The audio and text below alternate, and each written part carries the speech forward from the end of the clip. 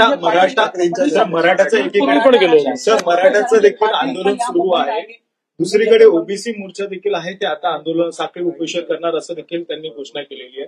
त्यामुळे माझी दोन्ही समाजाला माझी विनंती आहे की शासन दोन्ही समाजाच्या हिताचा विचार करेल.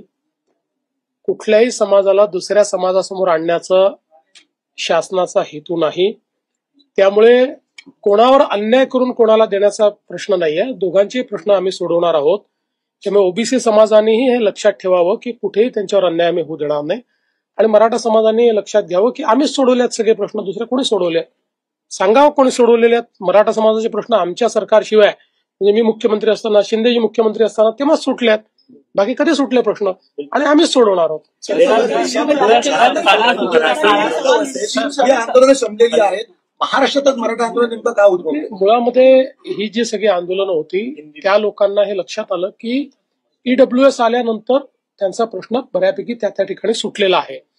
आपल्याकडे